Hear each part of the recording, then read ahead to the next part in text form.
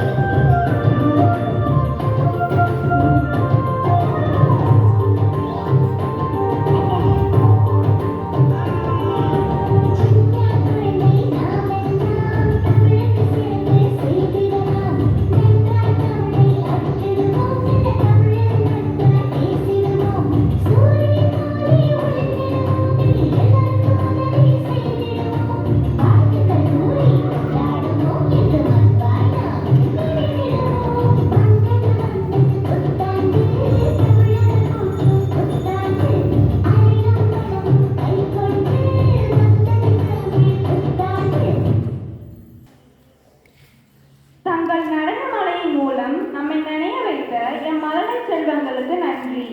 பழைய கசப்புகள் பறந்தோட, புதிய வரவுகள் கொண்டாடிட, அன்பு என்னும் பாச கயிற்றினால் ஆயிர பந்தம் இணைந்திட புத்தாண்டு பற்றி சிறப்புரையாற்ற வருகிறார்கள்.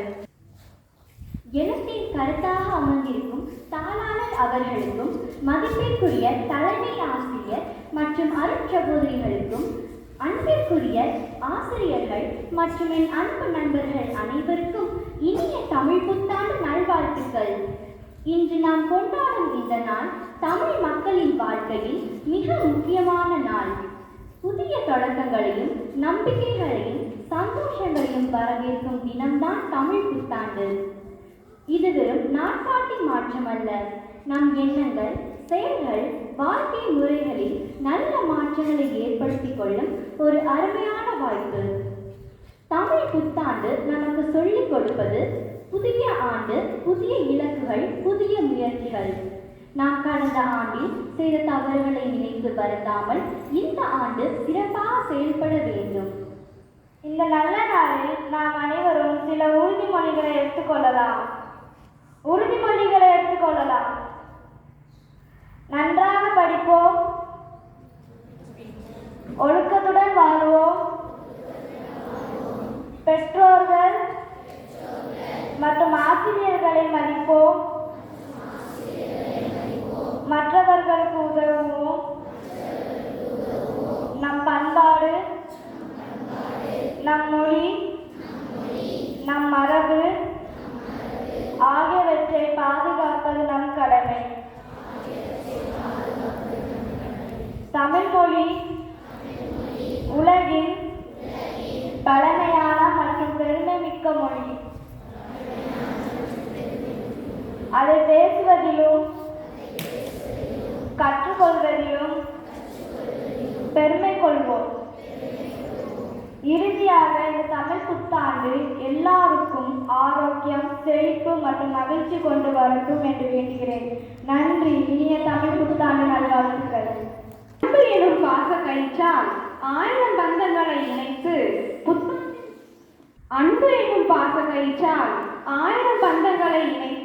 புத்தாண்டின் சிறப்பை எடுத்து கூறிய எம் மாணவிகளுக்கு நன்றி.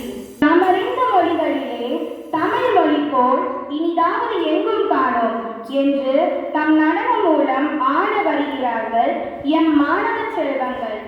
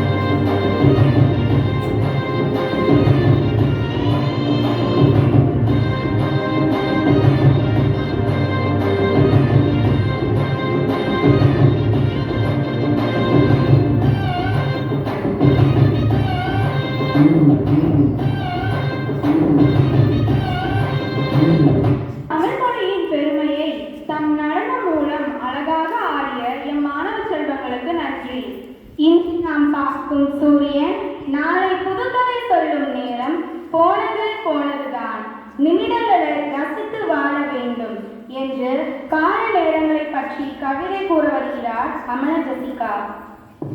வணக்கம்.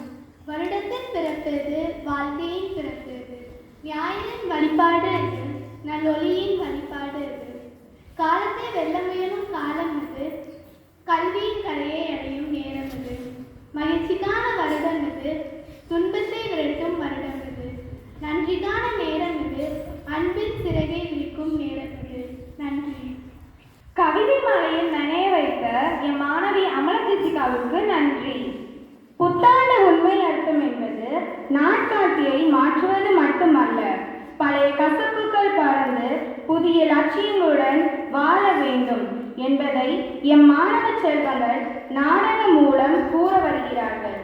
புத்தாண்டின் உண்மை வீட்டில் பூஜை ஏற்பாடுகள் நடக்கிறது. யாழினி கவியரசியின் 2 பேரும் சீக்கிரமா எந்திரிக்க, எனக்கு தமிழ் புத்தாண்டு கொண்டாட வேண்டாமா? அம்மா, என்ன நாள் முக்கியம்? நான் சொல்றேன், இது புதிய ஆண்டின் தொடக்கம். நல்லது நினைச்சு தொடங்கினா முழு உடம்பும் நன்றாக இருக்கும். கனி பார்த்தல். இங்கே வாங்க, எல்லாரும் இங்கே வாங்க. பழம், பானம், கண்ணாடி, இது எல்லாத்தையும் பாருங்க. இது எல்லாம் எதற்காக பார்க்கணும்? வாழ்க்கையில வளமும் சந்தோஷமும் வர வேண்டும் என்பதற்காக தான் இதெல்லாம் பார்க்க சொல்றோம். எல்லாரும் வாங்க வாங்க, தீபம் ஏற்றி பிரார்த்தனை செய்யலாம்.